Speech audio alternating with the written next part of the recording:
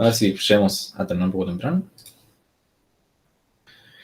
Bueno, un poco, el notebook de Redia está subido en el repo. No sé si está cargado como los notebooks ejecutados, habría que verlo, pero sí está subido, eso seguro.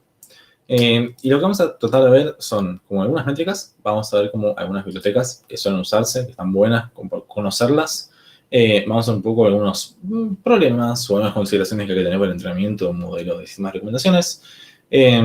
Ver, bueno, algunos interesantes y unas bibliotecas, etcétera. Y dejar algunos links relevantes al final, como solemos hacer. Entonces, en cuanto a métricas, algo que vamos a pensar son como dos cosas. Primero, métricas más naive y después lo que serían métricas que consideran el rango de las recomendaciones, ¿sí? Entonces, la pregunta es, ¿vale lo mismo que hemos visto para modelos de clasificación, modelos de regresión, etcétera? Y la respuesta es que no tanto. Porque, ¿qué nos importa, por ejemplo? Vamos a asumir para toda esta sección que tenemos algún modelo de recomendación mágico, tipo oráculo, que nos escupe, yo le digo, mira, usuario, y él me dice películas, o me dice canciones, o me dice ítems en general, ¿no? Y te da como una lista, una cantidad K de elementos, una cantidad N de elementos, ¿no? Entonces, agarramos nuestro modelito y sus bellísimas predicciones y les decimos, bueno, okay, ¿qué tan buenos sos? Una forma sencilla de decirlo es ver, por ejemplo, lo que sería la precision at K, básicamente, que es decir, tomamos las top K recomendaciones y medimos cuántas de ellas son relevantes, ¿sí? O sea, si tenemos una especie de ground truth del usuario ha visto estas y lo tenemos como censurado, ¿no? Lo que decimos es, bueno, sacamos una cierta cantidad de recomendaciones y revisamos cuántas de esas recomendaciones son relevantes para el usuario. Y en ese sentido nos quedamos con decir, bueno, la precision de tomar cada elemento de este usuario va a ser tanto, ¿sí? Fíjense que esto es por usuario, ¿sí? Esto es para un usuario en particular, tener ciertas... Ah, perdón, no estoy compartiendo. Qué salame. Sí, gracias por recordármelo. Puse a grabar y yo pensé, claro, algo me tenía que faltar claramente. Ahora sí, ¿no? ¿Se ven? Mil disculpas. Entonces, la precision at K básicamente es para un usuario y decimos, bueno, tomamos las top recomendaciones y vemos cuántas de esas son relevantes, básicamente. Y análogamente a lo que hemos visto de recall, básicamente tenemos precision, tenemos un recall ahí en el medio escondido, que es tomar las top K recomendaciones y revisar qué proporciones relevantes son, ¿no? Yo tengo como un conjunto definido de un grand truth de relevantes, yo tengo mis recomendaciones y me fijo, ok, bueno, ¿qué porcentaje de las relevantes me traje, ¿sí? En mis recomendaciones. Y eso es el recall at K. El problema de estas métricas es que justamente no consideran el orden. Es como una bolsa de recomendaciones contra una bolsa, tipo una cosa ordenada de ground truth. Es como decir, ok, yo sé que las relevantes son Star Wars 1, 2 y 3 con puntajes 10, 9 y 8, ¿sí? Y de repente yo te recomiendo, Star Wars 1 y 2, y Shrek 1 y Shrek 2. Y es lo mismo que recomendar Star Wars 2 y Shrek 1 y Shrek 2, y es lo mismo que recomendar Star Wars 3 y Shrek 1 y Shrek 2. Para esto, básicamente, es el mismo, son igual de buenas los tres conjuntos de recomendaciones. Porque lo que vemos es que nos traemos un tercio de las relevantes, ¿sí? Pero el score que teníamos asignado para cada una de las películas era distinto, ¿no? Teníamos 10, 9 y 8, entonces no son lo mismo, realmente. O por lo menos, podemos hacer mejor. No sé si no son lo mismo. Entonces, ahí tenemos una categoría nueva de métricas que consideran el orden, básicamente. Una de esas, quizás más sencilla de entender, es el MDRR, que es el Mean Reciprocal Range, el rango recíproco promedio. Que básicamente es encontrar la ubicación del primer ítem relevante, ¿sí? Lo que vamos a revisar es, básicamente, K-U es la ubicación del primer elemento relevante entre las recomendaciones para el usuario U. Básicamente, nosotros sacamos como una lista de recomendaciones, ¿no? Nos fijamos cuál es la posición en la que aparece el primer elemento relevante, ¿sí? Entonces, por ejemplo, si el primer elemento relevante que le recomendamos es el primero, nuestro K-U va a ser 1, ¿sí? Para el usuario U en particular. Y lo que estamos haciendo es, vamos a hacer para todos los usuarios, sumamos cuál es el número de orden en el que aparece el primer elemento relevante de esta lista de recomendaciones. Después, nada, lo dividimos por la cantidad de usuarios para que sea básicamente el promedio del rango recíproco. Y esto termina quedando de una forma sencilla que es del estilo de, si nosotros tenemos para todos los usuarios en la primera posición le recomendamos un elemento útil, le vamos a tener un MRR de 1. 1 es lo mejor. Y a medida que crece va siendo peor. Porque básicamente nosotros tenemos K recomendaciones. Vamos a decir, no sé, Z con recomendaciones. Entonces podemos llegar a tener Z sobre U. O sea, vamos a sumar, tipo, nuestro rango MRR va a ser de Z. Y si vos no tenés un límite duro en cuántas recomendaciones vas a sacar, como que esto crece sin un límite superior, ¿no? Entonces, uno es lo mejor y de uno nos alejamos y nos podemos alejar arbitrariamente una cantidad importante. Y esto es algo que tiene sus aplicaciones, porque nosotros podemos decir, en algún momento quizás yo quiero como solamente que el primer resultado sea algo interesante, ¿no? Pero en otras aplicaciones quizás queremos considerar todo el resto de la lista, ¿no? Quizás el primero no es o sea, el primero aparece en la posición 4 y después tenés todas cosas irrelevantes. Pero también puede pasar que el primero aparezca en la posición 4 y todos a partir de ahí son relevantes. Entonces, eso depende un poco de lo que quieras recomendar, del negocio, del caso de uso que le quieras dar. Puede o no ser una métrica adecuada. Por ejemplo, en un buscador puede ser una buena idea, en el sentido de que si vieron Google que tiene él, me siento con suerte, o lo tenía cuando yo era joven al menos, que básicamente te tomaba el primer resultado de la búsqueda.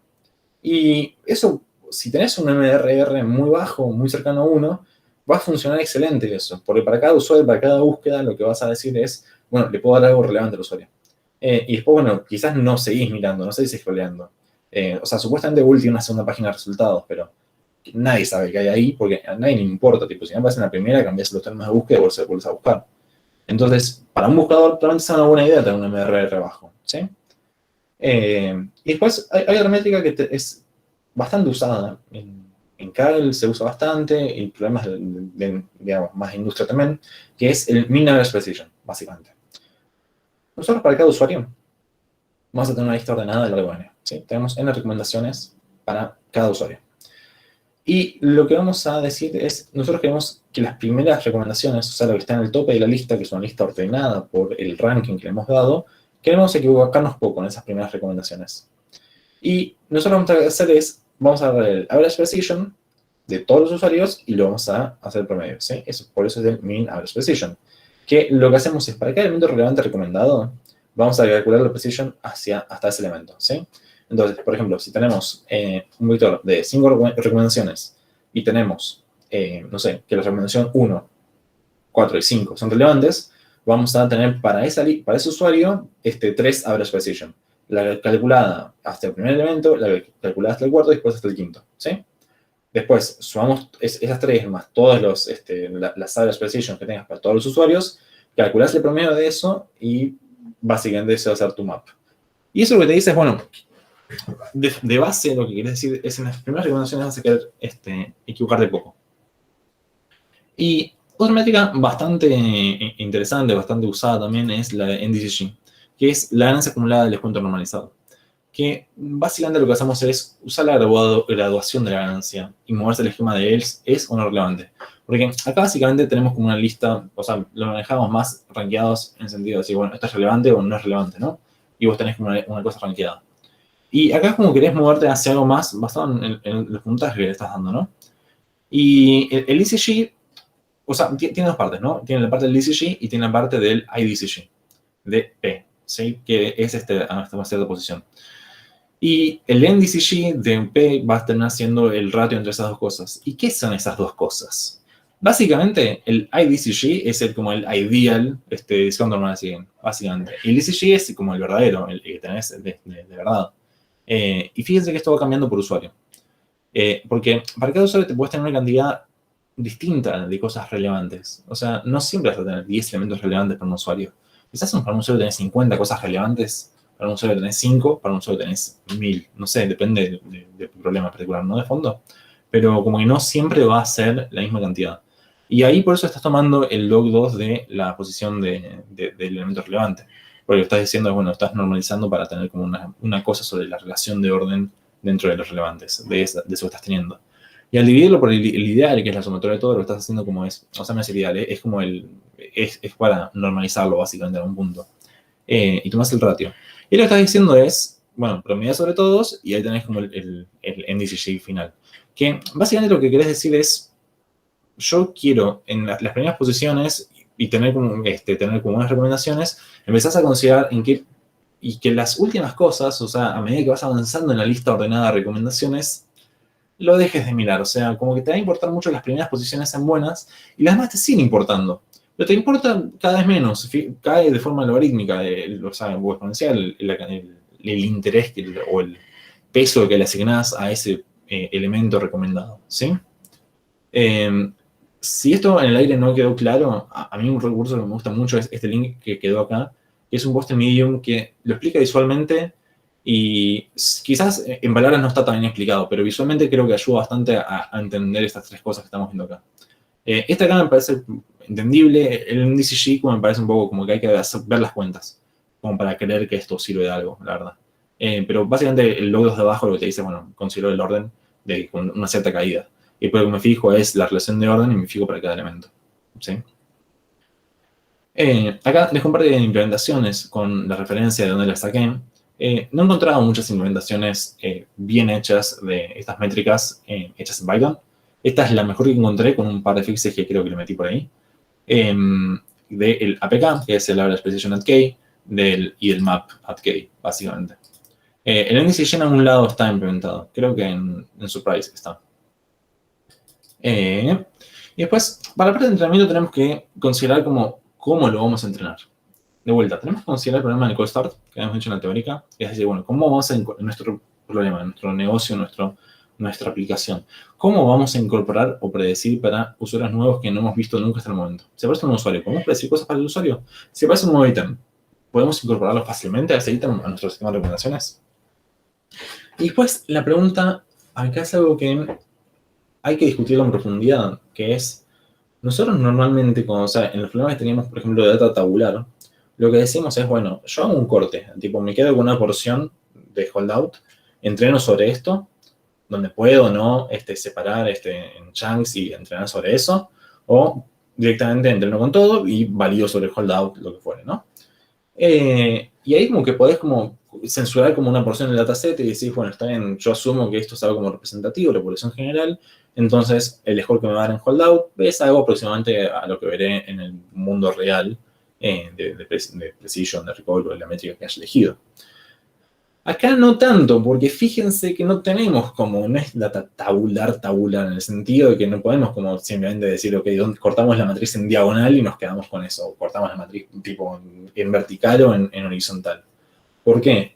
Porque los sistemas, particularmente estamos haciendo cosas de filtro colaborativo, como que las interacciones como que no podés como cortarlas tan felizmente, no podés decir tipo, bueno, saco este usuario, y ahí quizás te estás perdiendo las relaciones entre un montón de usuarios, de que no sé, este usuario era parecido a este otro, porque compartían estos elementos ahí. Entonces como que es como si tenés un grafo de usuarios donde se unen por compartir algún ítem, es como que lo estás cortando, tipo masacrando absolutamente el árbol de una forma horrible. Entonces, ahí probablemente no puedes hacer algo tan feliz a eso. Y por otro lado, lo que puedes hacer es decir, bueno, vamos a censurar los reviews, ¿no? Tipo, vos decís, vamos a predecir un score.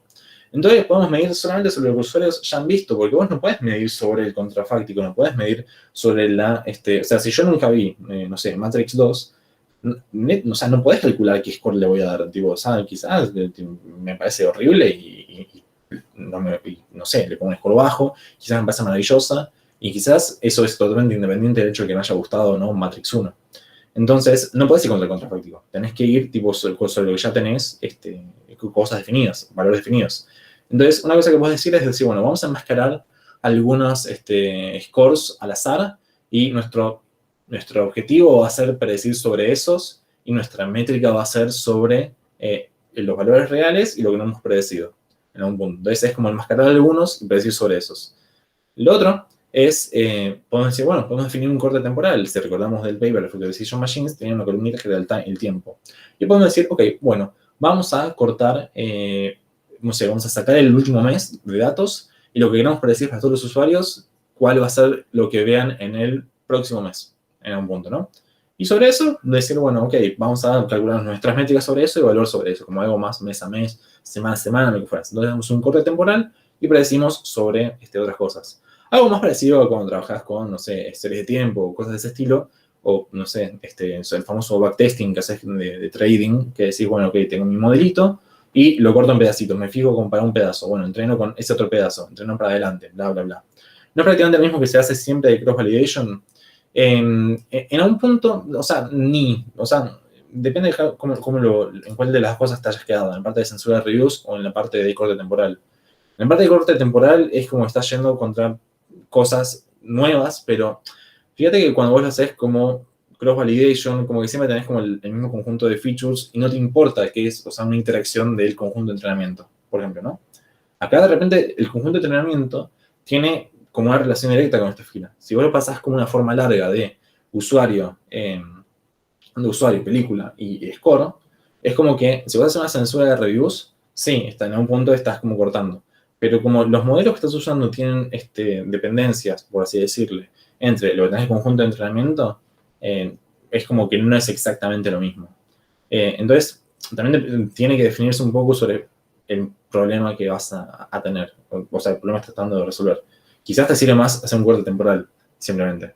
Y ahí empezás a tener problemas del estilo de, bueno, ok, esta película que salió nueva, no lo vas a ver, no vas a tener datos. Ahí si tenés problema de cold start, por ejemplo.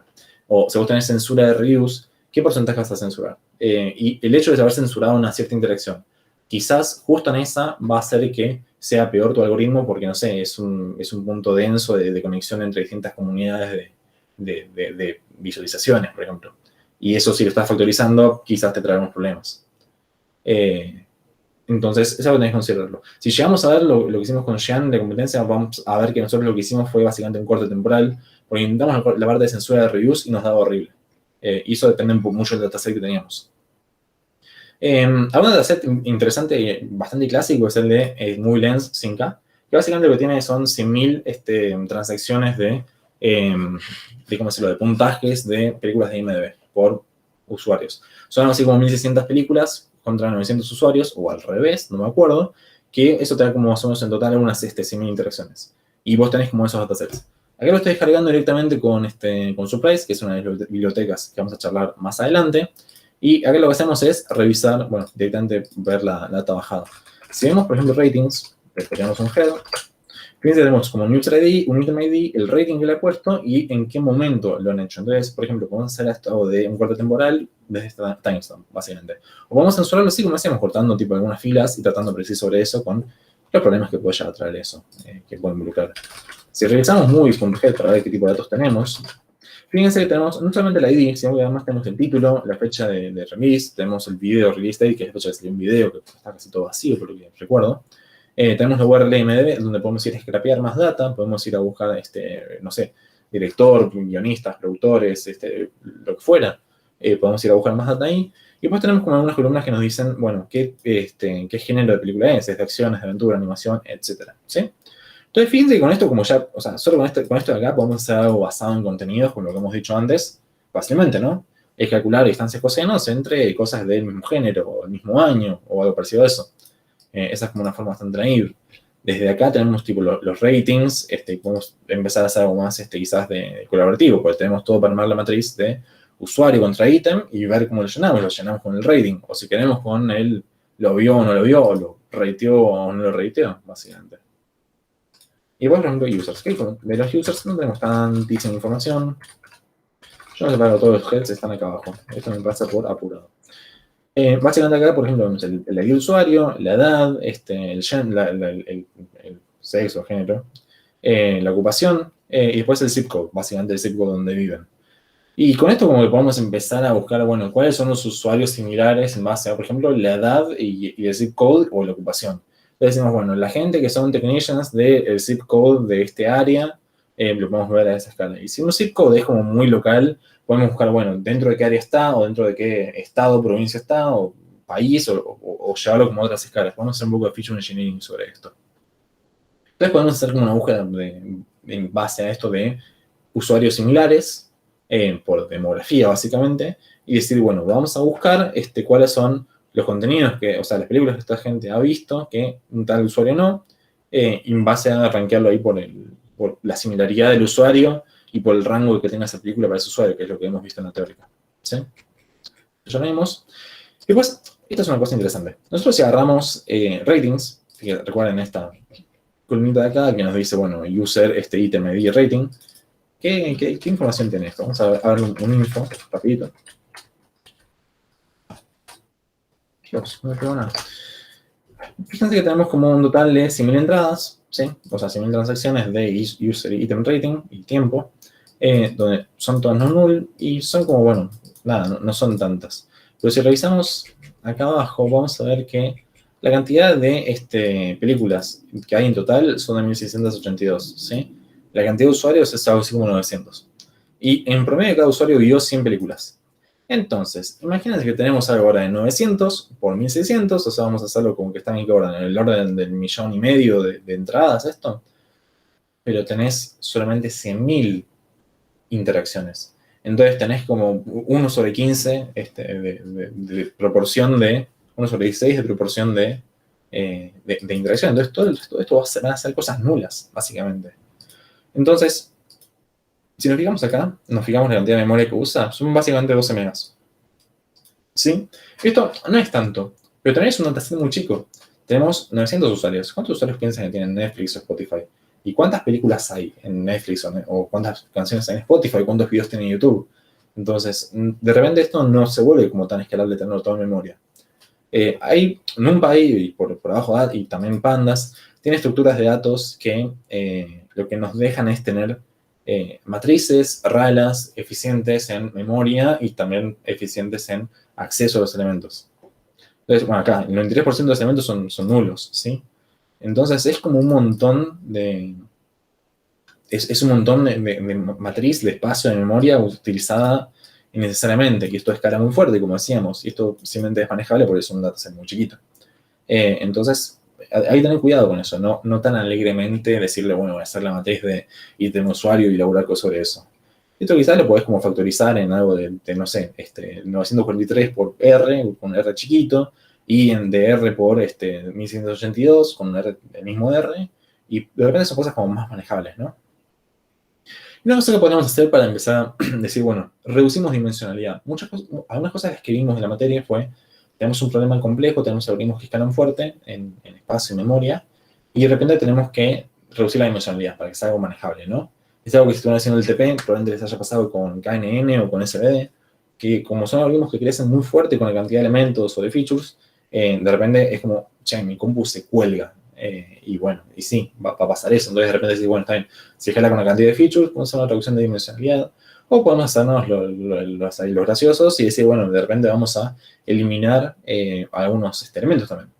Por ejemplo, quizás con un usuario con poca actividad no vale la pena gastar recursos. O sea, quizás yo le recomiendo cosas y no le va a importar mucho porque no usa mucho la plataforma. Quizás no hay muchas películas. Entonces, bueno, podemos simplemente hacer como, bueno, estos que ven, no sé, están como dos desviaciones estándar a la izquierda del promedio, chao, los filtramos. No voy a gastar recomendaciones para esa gente. Quizás revisamos, por ejemplo, cuáles son las películas con pocas vistas. Y no sé, hay películas que sí, quizás son muy de nicho y de repente decís, bueno, no vale la pena simplemente considerarla para recomendaciones, porque van a ser cosas muy de nicho y quizás está bueno a nivel serendipia tenerlo, pero no está bueno a nivel, tengo una compu que quiere sobrevivir a mi entrenamiento de mi modelo. Y esto ahí lo podemos revisar un poquito en el estilo de, a ver, ratings. Ratings, punto. Muy bien, muy bien. Item ID. Item ID, punto, value counts. Fíjense que tenemos, este es el ID y es la cantidad que se lleva, ¿no? Y vamos a hacer un plot de tipo histograma, ¿no?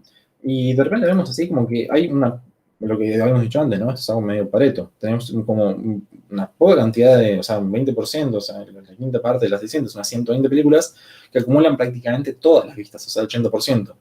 Es acá es donde se ve muy bien que yo puedo cortar como una cierta cantidad de películas y me voy a quedar con, o sea, las populares acá van a ser muy populares.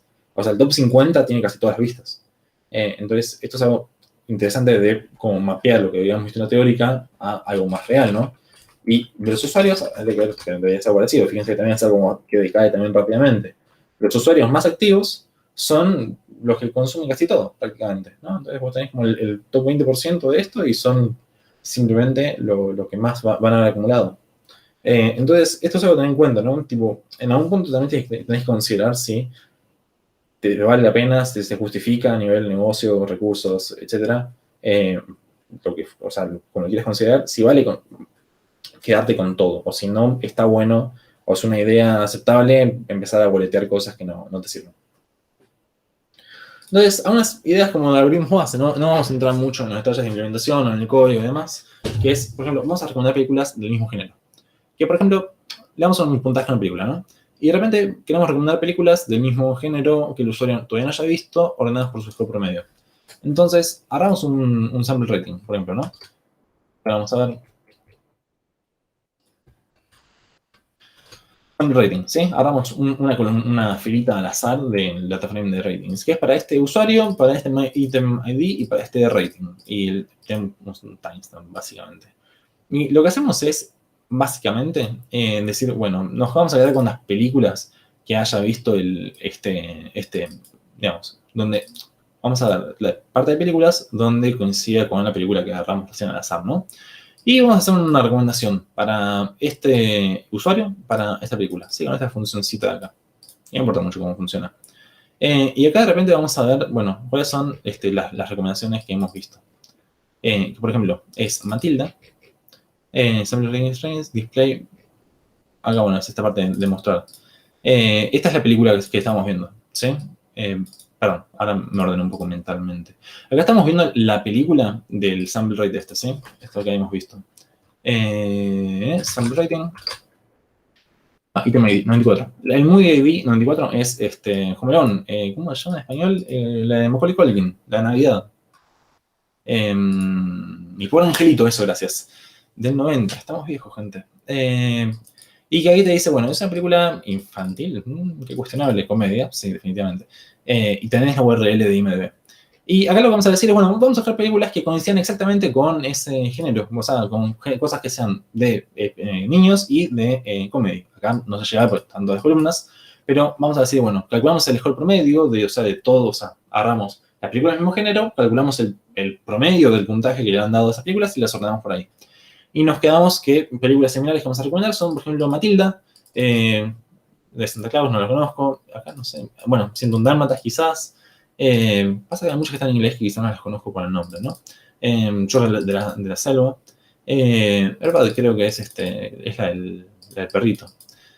Home Alone 3, fíjense que está acá en la posición un montón. Entonces, acá simplemente tenés como cosas que están en la misma categoría que le hemos recomendado por el score promedio, ¿sí? Y esto, qué sé yo, no sé si tiene una serendipia muy alta esto, de verdad. También es el problema de que hay cosas que quizás no van a compartir muchas categorías, ¿no? Como es esto de acá. Por ejemplo, Alien Resurrection, o sea, es la segunda esta. ¿Qué estás recomendando? Hellraiser y Deep Rising. Son películas más o menos de la misma época, pero que son más o menos de la misma onda, del estilo de acción, de horror, sci-fi, sí, y thriller también. Pero fíjense, tenemos como 3 películas nada más de esto. Y es muy difícil recomendar solamente 2 cosas. O sea, ¿con qué lo llenas el resto si tenés un carrito de 10, un slayer de 10 cosas? Acción, aventura, tenemos ahí. Y esta película es Raiders of the Lost Ark, Indiana Jones. Y acá lo que empezamos a recomendar. Las aventuras de Robin Hood, pero... ok, esta es la que no es comedia. Después no tenemos... Bueno, Mortal Kombat, qué cuestionable esta recomendación, ¿no? Y raro, bueno, está bien, no están las otras de Indiana Jones. Entonces, esto es un algoritmo como bastante sencillo, es un buen baseline, es algo para arrancar. La idea es como empezar a ver, bueno, si tenemos cosas que el usuario ha visto de esto y lo censuramos, podemos calcular, bueno, qué tan bueno es este algoritmo con las métricas que hemos visto antes, ¿no? Ahí hay que definir qué queremos. Traer todas, ver cuáles traemos, usar zonas de precision o recall. Queremos equivocarnos un poco en las primeras, o cómo queremos manejarlo. Entonces, más a eso son las métricas que tenés. En Indiana Jones 2 está Fatality y Cano. Ok, bueno, es una conexión muy... esa es una cuestión que también en el momento que quería charlar. Porque, por ejemplo, acá Cristóbal dice muy acertadamente, en Indiana Jones 2 está la Fatality de Cano, así que banco. Y es una cuestión de que nosotros podemos como empezar a crear ciertas relaciones, ¿no? Y podemos empezar a plantear como, bueno, esto tiene tal conexión. Y ahí tenés el problema que tenés que hacer feature engineering de esas cosas. Porque, por ejemplo, si vos ves, por ejemplo, Distrito 9, y ahí quizás le recomendás Chapi, porque vos decís, ok, el director es el mismo. Entonces vos tenés que ir a agregar, bueno, el director, el director es, o sea, como feature categórica, o directamente el director es Neil Blomkamp. Y vos podés decir, bueno, ok, actúa, no sé, Harrison Ford, y vas y creas, no sé, tipo, un vector binario de todos los actores que aparecen, actrices que aparecen, del director, y es como, bueno, cada cosa que vos querés decir, bueno, mentalmente tengo la sensación de que estas películas se pueden unir por esta cosa, tenés que ir y agregarlo. Y eso es un re laburo, es un montón de laburo de mantener esas features, de agregar cosas nuevas y tener como algunas ideas nuevas de qué quieres agregarle. Entonces es un re laburo eso. Y acá empiezan como a salir cosas como más naturalmente, ¿no? Como que de repente empiezas a encontrar conexiones entre cosas sin haberlas ido a buscar particularmente, ¿no? Como que simplemente GoldenEye es la de, ¿cómo se llama? La de el espía, de 007, de James Bond. Y que termina como acción y aventura. Y acá tenemos como otras cosas. Tormenta de Fuego, Maximum Freeze, qué sé yo, Anaconda también. Y acá es como, bueno, empezás, ¿qué conexiones tiene entre estas cosas? Quizás algún actor, quizás simplemente la fecha de release, fíjense que son como cosas parecidas. Y a un punto, la otra ventaja es que, bueno, puedes explicarlo, tipo, son del mismo género, son del mismo año, si es algo que estamos considerando en el algoritmo, que no vamos a revisarlo ahora, que tiene.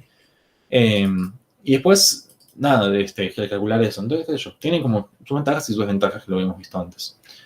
Después podríamos buscar usuarios similares, que es decir, bueno, buscamos los top K usuarios más similares y recomendamos en base a los puntajes que le han dado cosas que el usuario no haya visto. Y similares, ¿cómo vamos a medir la similaridad? Podemos pensar en medirlo a partir de las interacciones o de las reseñas que hayan tenido similares. ¿Sí? Si dos usuarios suelen opinar similar en los puntajes que le dan a las películas, entonces podemos decirle, bueno, ok, son usuarios que piensan parecido y le recomendamos ponderando por qué tan parecidos son, ¿no? Acá tenemos la similar de coseno, bla, bla, bla, calculamos, esto es magia negra en NumPy, que no nos importa, agarramos ratings y bla, bla, bla.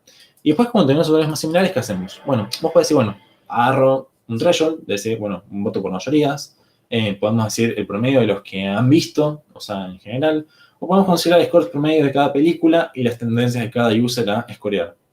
Que este es otro problema introducido, del cual probablemente no hayamos hablado en la teórica, que es hay gente que probablemente le pone como consistentemente un score bajo a las cosas. Como que quizás es una persona que tiene una vara muy alta. Y es como, bueno, para mí esta película es muy buena, le pongo un 3, porque no, o sea, tampoco es wow. Y de repente es como el peliculón le clava un 5. Y como una película mala, le pone un 2, y una película muy mala le pone un 1. Entonces también hay como ciertas tendencias de los usuarios a tener como un comportamiento normal a lo largo del tiempo. Entonces hay gente que todo le pone 5, todo le parece excelente, que todo le parece una gran película y le entretiene un montón y está buenísimo, pero bueno, quizás hay que tener en cuenta si siempre pone 5 las cosas, cuánto es su score promedio. Entonces, desde la búsqueda de usuarios similares, podemos empezar a revisarlo.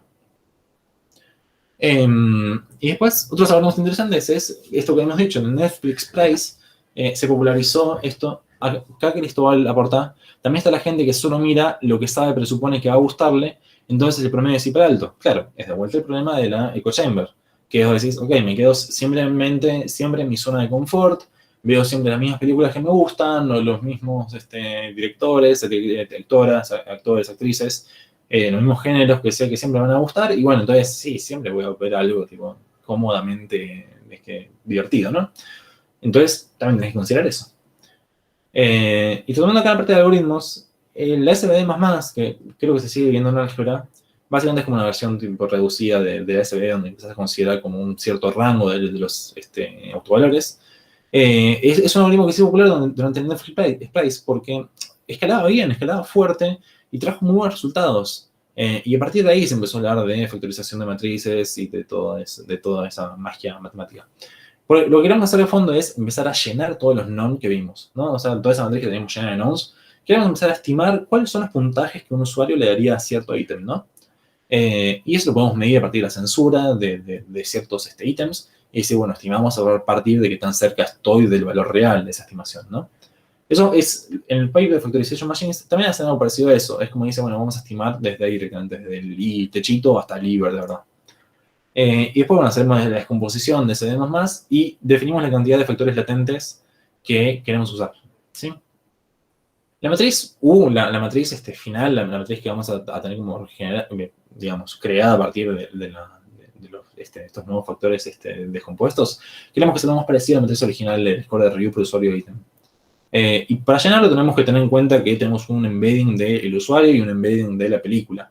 Entonces vamos a llenarlo con el producto de esas cosas. Pensémoslo, como son cosas que tienen valor básicamente, hacemos el producto de esas cosas y la matriz que nos va a quedar es algo que va a tener un valor, que es como la estimación de lo que el usuario le daría a esa película si la viera, ¿sí?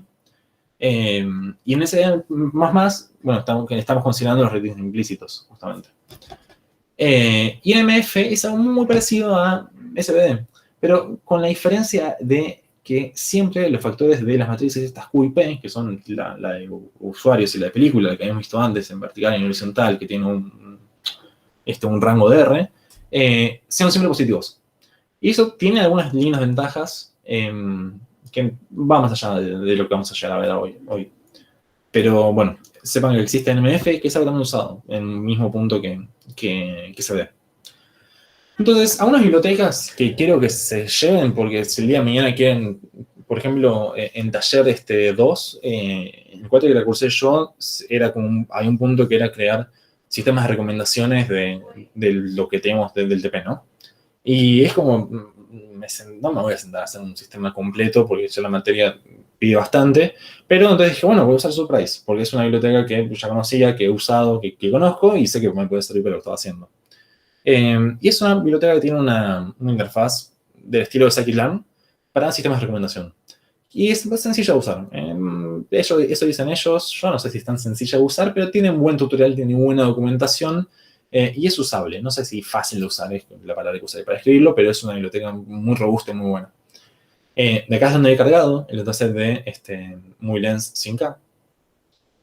Calculo el algoritmo de ese más. Y lo que hago es, bueno, voy a agarrar el algoritmo con la data, voy a revisar con estas métricas, básicamente con el RMSE y con el MAE, en un file Kfold cross validation, y le voy a decir que sea súper verboso. Esto ya lo tengo corrido porque tarda un buen ratito en ejecutarse. Y también creo que consume bastante memoria, pero no estoy seguro si es de más.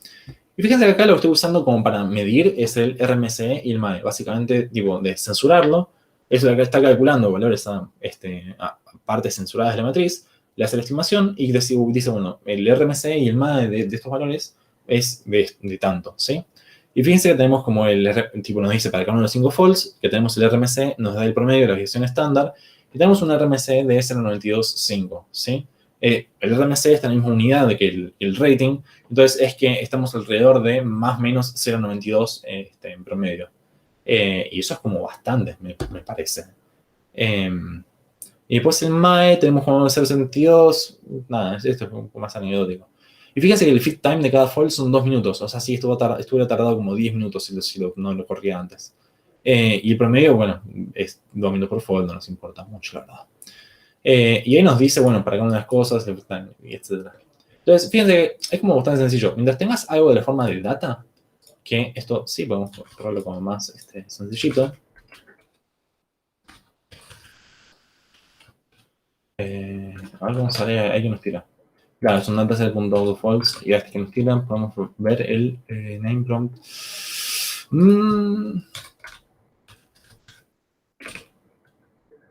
Bueno, no me está gustando mucho, pero yo quería ver si esto lo puede pasar como una especie de... Igual es la matriz que tenemos arriba, básicamente. Esa forma de matriz tenemos. Entonces, mientras tengamos en un formato, en un dataset de los que usa Surprise, que es una clase propia que se puede crear desde un data frame de pandas, podemos simplemente clavarle algo, un cross validate y corre solo, tipo, que se encargue él. Y ahí lo veremos. Y trae varios algoritmos, que es, por ejemplo, el de Normal Predictor, que es predecir un score random basado en la distribución del centro de entrenamiento, que se asume que es normal, lo cual puede o no que sea verdad. Revisar, por ejemplo, usualmente un estimado de baseline, que habrá que ver si es algo popularidad o un promedio de cada ítem, lo que fuera. Tiene algunos algoritmos implementados con KNN de fondo. Tiene, bueno, CBD y SD++, tiene NMF, que se le habíamos dicho que es muy parecido a CBD, pero con factores que son no negativos. Después tiene un par de algoritmos de filtros colaborativos basados en co-clustering y otro basado en, aquí uno que es como medio naive, que no bueno cómo funciona, pero es como muy básico. Tiene una guía de inicio muy comprensiva que nos da ideas de cómo usar Grid Search, porque nos permite como buscar hiperparámetros del rango del K de KNN o lo que fuere. Y también tiene la parte de Cross Validation que no vale usar el Cross Validation de Scikit-Learn, entonces te soluciona un poquito eso dependiendo del formato que lo tengas. Otra gran biblioteca, y es la que yo personalmente usaría para cosas más en producción, porque entrena rápido, porque es escalable, porque está buena la documentación y porque, nada, en general me ha dado buenos resultados, es LightFM, que es una implementación de una serie de recomendaciones una serie de algoritmos de sistemas de recomendación, ¿no? Que permiten usar feedback tanto implícito como explícito, incluye unas implementaciones bastante eficientes de unas funciones de pérdida específicas para problemas de sistemas de recomendación. Es fácil de usar y es bastante rápido porque realmente está, la parte de inferencia se puede hacer multihilo y muy rápido. Y los resultados a mí me han dado. De hecho, esto es lo que en la competencia que participamos con Xian nos dejó segundos. Y pues bueno, nada, es el Fetch Movie Lens, que también es como interno, como el que le pasa a su propio formato que le gusta. Le decís que el mínimo rating que querés revisar, o sea, que lo único que vas a considerar como un buen rating es de 5.0. Vos le decís, bueno, creás un nuevo modelo de Light FM, que FM viene de Factorization Machines, no sé si lo mencioné antes, pero va por ese lado. Le decís cuál es la pérdida que querés usar, en la documentación te explica cuál es Warp, te explica para qué sirve el BPR, y bajo qué métricas deberías evaluar cada cosa.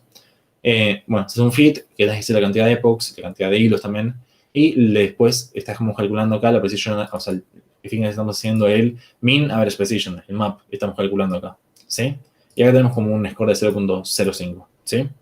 Que, nada, qué sé yo, es como un valor que ahora hay que revisarlo contra los otros, ¿no? Después, Vocal White, que también tiene en problemas de bandidos multibrazos, se usa en algunos sistemas de recomendación de contenido.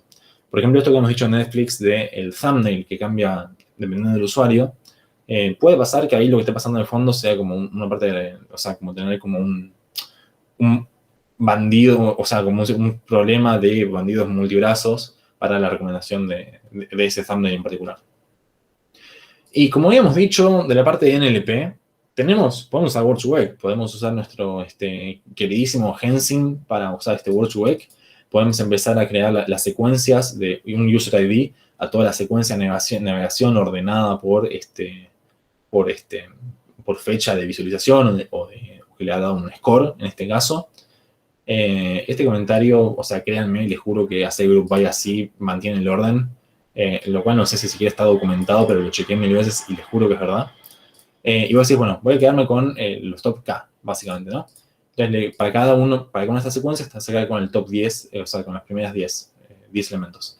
Después agarras un Word2Vec, lo entrenás con los values, el vector size, básicamente es un vector bastante chiquitito, la cantidad mínima de apariciones, o sea, vamos a considerar todo lo que haya aparecido una sola vez, y lo entrenamos, bla, bla, bla. Esto pinchó, así que, bueno, F por Gensim. Vector size. ¿Y cómo te gusta? ¿Cómo se llama? ¿No es vector size? Size, bueno.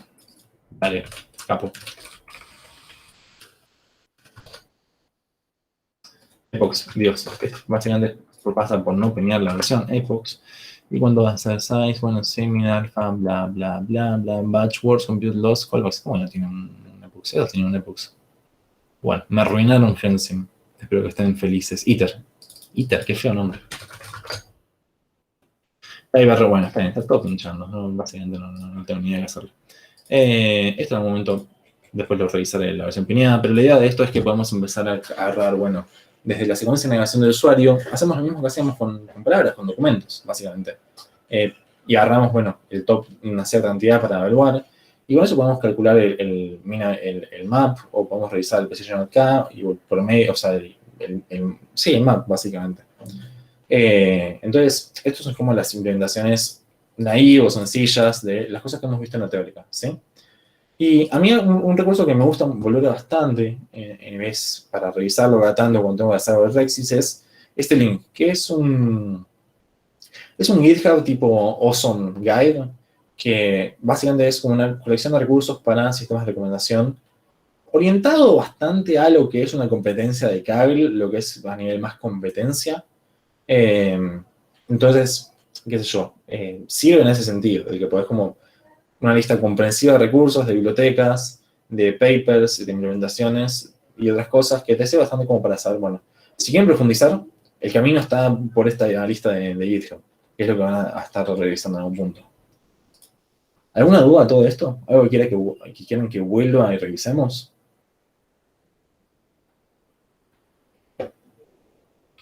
Nada. Silencio. ¿Hasta acá se entendió todo?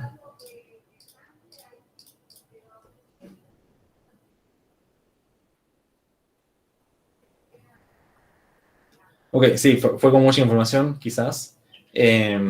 Igual, o sea, para mí el notebook es como más de referencia, porque no es que nos estamos sentando como hacer un sistema de recomendación como de cero y compararlo y demás. Es como más a nivel informativo, y como no es algo o sea, se evalúa la clase y demás, al final, y lo que fuere, como no es algo que te peguen, es algo que está bueno como sentarse y hacer un pequeño sistema de recomendación. Entonces, tienen estas bibliotecas que están buenas para revisar, la de Surprise, particularmente la de ITFM, y WordsWeb, si quieren como hacer la analogía contra la parte de NLP, quizás, que se entienda. Y revisar los algoritmos en general creo que son bastante entendibles. Pero después, bueno, tenemos que revisar como del baseline hacia lo demás, revisarlo. Y después es medirlo con las métricas. O sea, como framework general es bastante parecido a lo que hemos visto hasta ahora en la materia. Pero bueno, tiene las particularidades de usar como estas bibliotecas y estos algoritmos. Hemos terminado temprano. Así que no sé si quieren que les cuente como más un caso de real de aplicación, que el cuatro pasado con Jean, más o menos un poquito antes de dar esta clase, habíamos participado en una competencia de Rexis, que nos quedamos segundos, nos dio un premio y terminamos como haciendo un modelo basado en Light FM y otro basado en redes neuronales, que es medio como es complicado, pero creo que se puede entender, básicamente. Así que, como quieran, si quieren cortamos acá o si quieren avanzamos mostramos lo otro.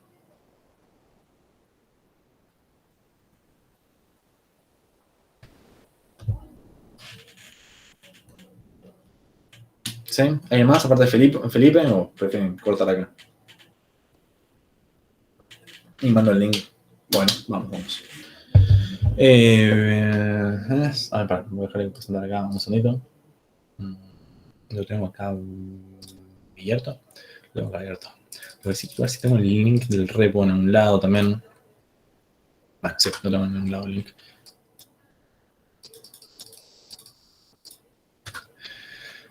A ver,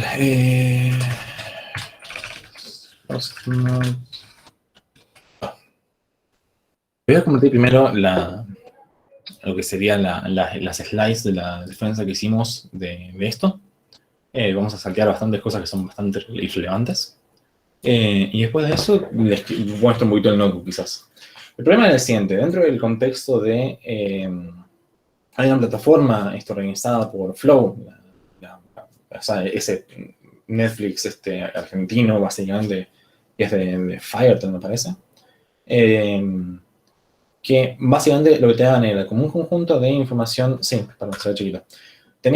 Nos daban básicamente un dataset como el de MovieLens de users, de users, películas y los ratings que lo hemos visto, de las cosas que ya han visto, metadata de las películas y alguna metadata de los usuarios. Y la idea era predecir tenías data, por ejemplo, de 3 meses y tenías que predecir para el mes siguiente las cosas, ¿no? Esto no fue dentro del marco del Campus Party, bla, bla. Entonces, el problema inicial era que teníamos que evaluar las top 20 recomendaciones para alrededor de 100.000 usuarios de Flow, un sistema de feedback implícito. Bla, bla, bla, bla, bla, esto no nos importa. Esto, acá. Es claro que lo que arrancamos haciendo fue como un baseline, ¿no? Tipo, la métrica bajo la cual nos evaluaban era la de MAP, o sea, MAP 20. Y lo que dijimos es, bueno, arranquemos con un corte temporal, ¿no? Tenemos 3 meses de datos, nos quedamos con los primeros 2 y después evaluamos sobre el tercero, ¿sí? Como para tener un volumen similar al que hubiera sido o sea, sobre el cual nos iban a evaluar de verdad. Sobre eso lo que hicimos es agarrar los contenidos más populares, básicamente el famoso, me quedo con los 20 más populares, y revisar todas las vistas de cada usuario de contenido. Y el score que nos daba es de 0,03, ¿sí? Esto mientras más alto, mejor. ¿sí? Entonces, este era como el baseline, este era como que teníamos que ganarle. ¿Acá? Bien, acá. Y el baseline normalizado, que es básicamente nos quedamos con normalizado por la cantidad de assets, nos da un score un poquito más bajo, básicamente. Porque acá lo que tenemos es, era, por ejemplo, un contenido. Un contenido era, por ejemplo, una serie. Pensemos en Breaking Bad, por ejemplo. Y vos tenés que recomendar Breaking Bad, no como una temporada o un episodio. Entonces, es natural pensar que series largas como Breaking Bad, como puede ser, no sé, Friends o similares, van a tener muchas reproducciones porque un usuario que las mire ya te va a mirar como de 200 capítulos. No sé, pensemos en Naruto. Tipo, alguien que se ve todo en Naruto son, no sé, 800 capítulos, no sé cuántos son. Yo sé que son una banda. Entonces, de repente lo que dijimos, bueno, vamos a normalizar la cantidad de reproducciones de cada contenido por la cantidad de assets que tiene, o sea, por la cantidad de episodios que involucra. En el caso de una película es dividir por uno, básicamente. En el caso de series es dividir por la cantidad de episodios. Y esto nos da un poquito peor. Ahí fue cuando dijimos, bueno, vamos a usar NMF, ¿sí? Como XBD que tiene todos los factores positivos. Lo cual tenemos la suposición de que iba a andar bien, por una cuestión de que al mantener como positivos los valores, tenemos la intuición de que simplemente vamos a poder construir la matriz original de una forma bastante más acertada que lo que teníamos de feedback implícito, básicamente. Y básicamente lo descartamos inmediatamente porque de repente nos empezaba a consumir como 40 GB de RAM, una idea así. Y era como, no, era inmantenible esto, era como imposible empezar a correrlo, tipo, en nuestras máquinas, en un servidor, incluso, tipo, escalaba fuerte y era como difícil correr pruebas con esta biblioteca. Entonces ahí fue como en nuestro principio, nuestro fin con Surprise, que lo habíamos usado porque lo conocíamos, y ahí es cuando arrancamos con el LightFM. Que LightFM fue como, usamos un algoritmo de Factorization Machines, realizamos representaciones implícitas, bla, bla, bla. Y lo que hicimos fue como un one-hot encoding de las variables categóricas de los features de ítems. En los features de ítems te daban, por ejemplo, la duración, te daban, no sé, el género, te daban algunas cosas más. Y hicimos un one-hot encoding de eso. Lo que queríamos y lo que quisimos hacer, en un momento después lo terminamos, después de haber finalizado la competencia, es hacer un TF-IDF de las variables de texto. Por ejemplo, te dan un resumen. Entonces hicimos, bueno, un TF-IDF del resumen de eso. Y en general nos dio bastante peor las métricas de revisión el hecho de agregar la matriz de features de ítems. Entonces simplemente nos quedamos con la matriz de interacciones. Que revisamos, bueno, algunos hiperparámetros. El learning rate es algo que tipo hay que tunear bastante en un modelo como el de Factorization Machines. Y otro que hay que tunear bastante es la cantidad de componentes.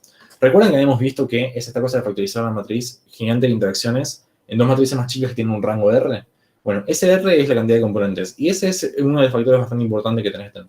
Si vos le pones un número muy bajo, tenés un mal resultado. Si vos le pones un número muy alto, empezás a tener peor performance y también empieza a ser bastante más pesado, más lento, más difícil de entrenar y más difícil de inferir.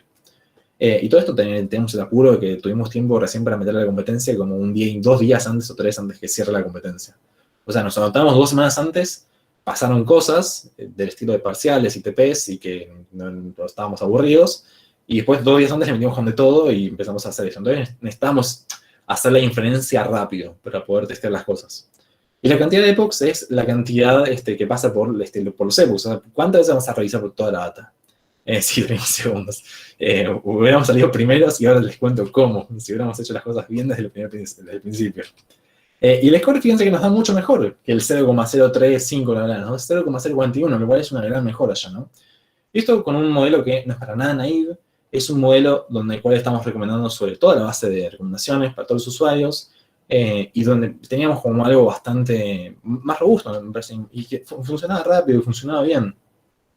Y en total, digo, entrenar y predecir tardaba 20 minutos en una notebook, que nada, tenía algunas ventajas, además. Y después, la cuestión es que si vos tenés muchos usuarios, podés empezar a pensar cosas de reducir la dimensionalidad, ¿no? Y ahí se hace una especie de, o sea, haces clustering, contás a algunos usuarios y vos recomendás para grupos de usuarios, de repente, ¿no? Y eso hace que pueda seguir escalando, básicamente. Es un hack bastante piola que se usa en competencias o que se usa también en sistemas de producción, que vos decís, bueno, ok, para reducir la dimensionalidad empiezas a hacer esta cosa de agrupar usuarios o eliminar usuarios que son siempre iguales o empezar a sacar películas que no ve nadie y demás. Y después, acá es donde se empieza a poner como medio cuestionable toda la cuestión, así que déjenme tomar un trago de agua, respiren profundo, porque acá es donde se empieza a poner como más falopa. Acá básicamente, ahora les muestro, pero el grafiquito, ¿no? Pero básicamente hicimos una arquitectura, una red neuronal siamesa para hacer el encoding de ítems, que después lo que tenemos es como una especie de secuencia de entrada de las películas y una secuencia de salida, que son como todo el rango digamos, de secuencia de visualizaciones con todo el resto de las secuencias de visualizaciones que se seguía, y hicimos un encoding en entrada para armar un encoding en salida, y después teníamos una parte de atención y una parte de una convolución en el medio, o sea, la red era una red convolucional que usaba atención, que básicamente lo que quedaba es digamos, con la secuencia de salida que maximizaba la ganancia de la secuencia de entrada, ¿sí? Lo cual puede ser medio chino básico, pero básicamente lo que hacemos era algo así. Nosotros tenemos una secuencia de visualización, ¿no? Y vos decís, bueno, está bien, yo tengo esta secuencia de entrada. Yo tengo una secuencia de salida, que es lo siguiente, lo que sigue, tipo los siguientes 20 elementos. O sea, yo te digo, bueno, no sé, mira estos 20 elementos y querés decir los siguientes 20. Mi secuencia de entrada son estos 20 y los otros van a ser los otros 20, ¿no? Los que quiero de salida. Entonces lo que hacemos es, agarramos esas dos secuencias, ¿no? Como partimos todos los historiales de navegación en esas secuencias de 20-20, tenemos una red neuronal de un lado, o sea, que es la misma red neuronal, esta es la parte graciosa, que entrenamos por un lado la entrada, por otra parte la salida. Estos pesos de acá son pesos compartidos entre estas dos redes. Por eso se dice que es una red siamesa, porque básicamente se entrenan o sea, se tienen por separado las entradas, pero son los mismos pesos, básicamente. Después lo que hacíamos es, calculamos la resta entre los vectores de salida de la red para la secuencia de entrada y la secuencia de salida, agarramos también el producto de esos, el producto punto a punto de los vectores de los embeddings de salida para la secuencia de entrada y la secuencia de salida, los concatenábamos, lo pasamos por una logística y con eso calculábamos si esa secuencia de salida era real o no. Básicamente lo que estamos haciendo es como un embedding de poder diferenciar entre lo que sería una secuencia de salida de verdad y una secuencia que no es real, básicamente. Es como que tenés que empezar a alterarla. Y esto tiene no tiene tantos parámetros, son aproximadamente 6300, y esto nos da una ROC de 0.8832. O sea, básicamente podemos distinguir muy bien cuáles son las secuencias de salida reales, de verdad. Y ahí lo que nos interesa de fondo es el hecho de que podemos como generar secuencias, podemos agarrar para una secuencia de entrada, podemos ver la secuencia de salida que va a maximizar la ganancia que tengas, o sea, la probabilidad de que sea real, ¿no? Que sea la que va a terminar pasando. Y esa es la gracia de nuestro modelo, básicamente. Tenés un mismo embedding, o sea, tenés una misma red neuronal que genera embeddings para secuencias de entrada y de salida. Y lo que terminás haciendo es buscar aquella secuencia de salida que va a ser la que te maximice la probabilidad de que sea real. ¿Sí? ¿Se entendió algo de todo esto?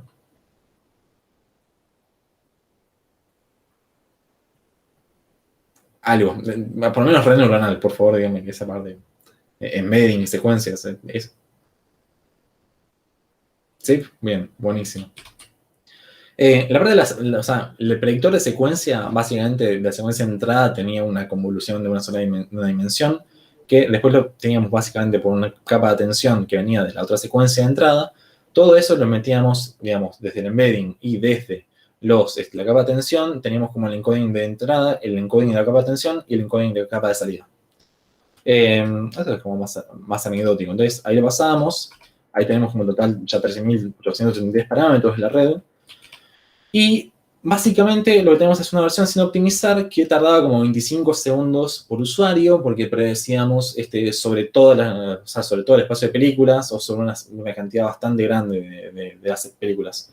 Y ahí después hacemos una pequeña optimización que lo que hacía era, bueno, considerábamos solamente el top 100 de películas. Y fíjense que acá duplicamos el score, básicamente. Y dividimos por 5 o sea, la cantidad de tiempo que tardábamos contra el modelo sin optimizar. Si hubiéramos llegado a hacer esto, el problema de esto es que, bueno, tardaba un montón en inferir. Fíjense, 5 segundos por usuario es muchísimo más de lo que tardaba en la ITFM. El entrenamiento de esto, creo que lo hicimos a lo largo de una noche y un poco más. Por más que corría en GPU, tardaba una 8. Entonces, con esto hubiéramos quedado primeros, pero la verdad es que no llegamos y no hubiéramos llegado ni a palos con lo que teníamos que hacer, la verdad. Y hasta que se nos ocurrió, probamos y demás, el tiempo de iteración fue altísimo. Pero esto es un enfoque parecido a lo que charlábamos antes de usar redes neuronales. Y es distinto a lo de Wide and Deep que hemos dicho, pero de fondo la idea es más o menos la misma. Como que tenés un feature de las secuencias o de los ítems y sobre eso podés laburar. Después, bueno, bla, bla, bla, todo esto chamullo. no importa mucho. Bien, el repo, no sé si lo tenemos público, creo que sí, lo tenemos público, que sería este de acá, una pestaña, GitHub. Y básicamente tenemos en data, espero que no haya nada tipo pushado de data, bien, está bien, no tenemos nada pushado. Tenemos la parte de las entregas, son las recomendaciones, el KDP Encode, los notebooks. Y acá tenemos como la parte de evaluation, la parte de supplies y la parte de entrega de la ITFM. Que es un pequeño notebookcito como los de la materia, que ahí básicamente lo que teníamos era, no teníamos como nada muy fancy, teníamos la parte de cargar la data, revisar todos los usuarios, después crear la parte de metadata, que teníamos, por ejemplo, el año de release, tenemos el país de origen, tenemos la categoría, cuánto tiempo dura la película o la serie o lo que fuere, la audiencia, si fue hecho para TV, si es pay-per-view, si es del pack premium 1 o 2. Tenemos algunas cosas más, tipo, por ejemplo, la finalización, el inicio del video on demand, la fecha de modificación o el create date. Y después tenemos, nada, de eso generamos el one hot encoding, que es nuestra matriz de features de los ítems. Y después sobre eso, fíjense que acá, vieron que yo les decía como que tenés matrices ralas, que tenemos matrices que son como súper, pero súper distantes, o sea, tenés muy pocos valores positivos. Esa CSR Matrix es un formato de armar matrices que es eficiente para este tipo de problemas, básicamente. Porque por cómo lo maneja, es mucho más eficiente en memoria y en espacio en general que una matriz completa y te preserva toda la información y el tiempo de acceso es bastante razonable.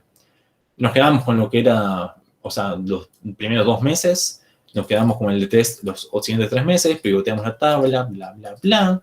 Y después le hacíamos acá simplemente lo llenamos con ceros, hacíamos el training set, y acá algo más divertido que es la parte de la ITFM. Básicamente le decíamos la cantidad de componentes, fíjense que usamos 500 valores implícitos sobre un dataset que tenía aproximadamente 100.000 películas y varios cientos de miles de usuarios.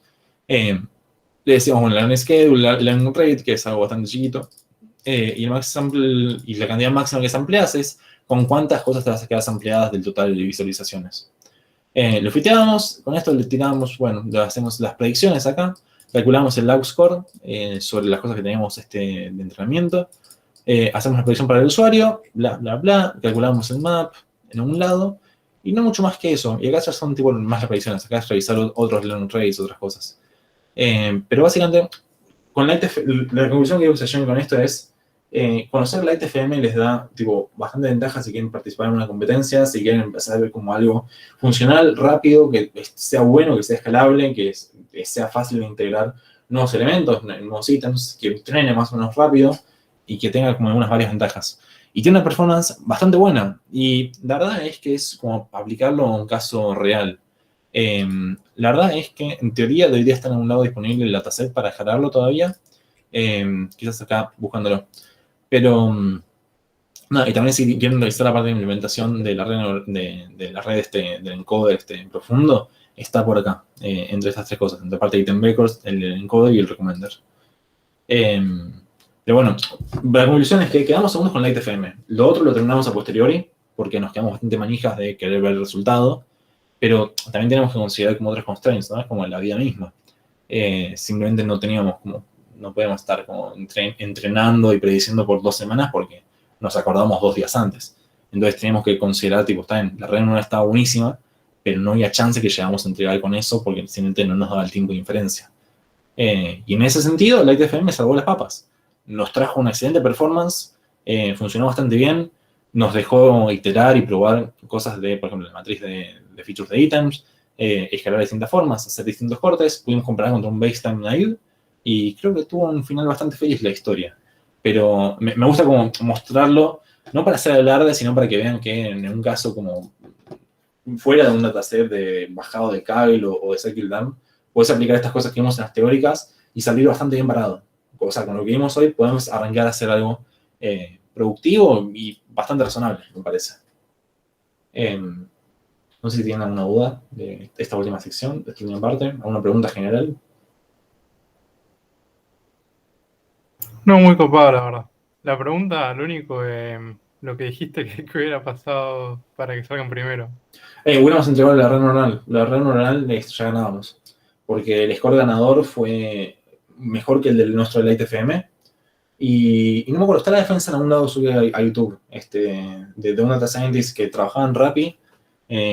Muy bueno lo que hizo también. Que nada, tipo, tenía un score como que te diga de 0,06, algo de ese estilo. Si hubiéramos podido terminar con la red neuronal y hubiéramos haber hecho las predicciones, ahí el score que teníamos era de 0,10. O sea, nosotros quedamos segundos con 0,041, habíamos visto. Después teníamos, bueno, el otro, la versión optimizada de la red neuronal ya nos daba 0,08, el doble, era mucho mejor. Y la versión sin optimizar ya nos daba 0,10, que es altísimo. La verdad es altísimo en general para la métrica y para lo que fue la competencia.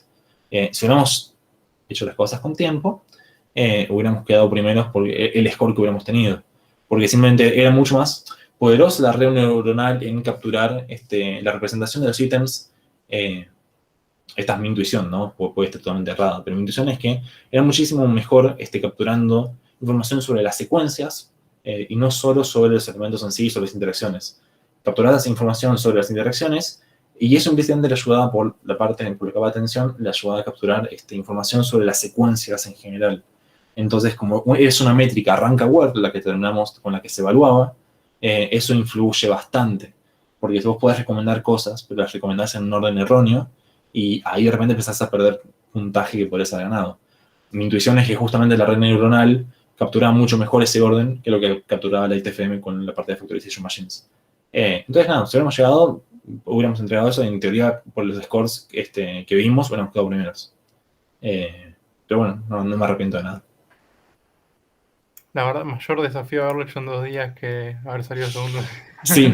Y también fue lidiar con el hecho de ver, de repente, estaba Jean, tipo, prediciendo en su GPU las recomendaciones, y fue como, che, Jean, ¿cuánto está tardando cada iteración? Hacemos las cuentas, 25 segundos. Y fue como, ¿cuántos usuarios son? 100.000. 25 segundos por 100.000, eso era como mucho más del deadline que teníamos para la competencia. Y fue como, bueno, versión optimizada. Y la versión optimizada llegó un tiempo a hacerla, y es volver a correrlo. Y ahí fue como, ¿cuánto tarda? 5 segundos. ¿Cuánto tiempo nos queda?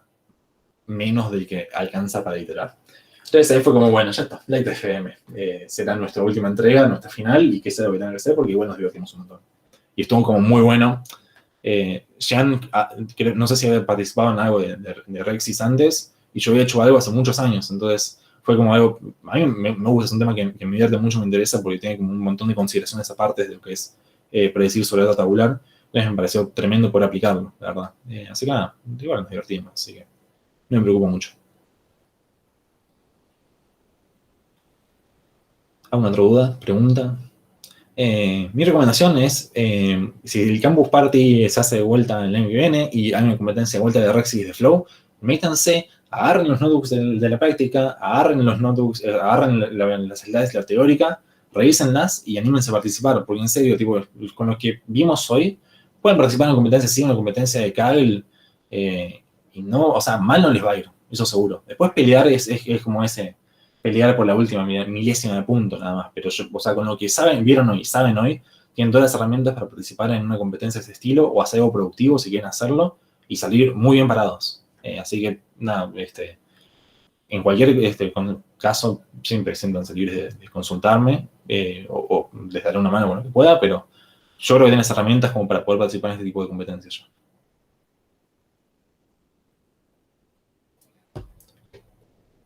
Bueno, ¿alguna otra duda, comentario?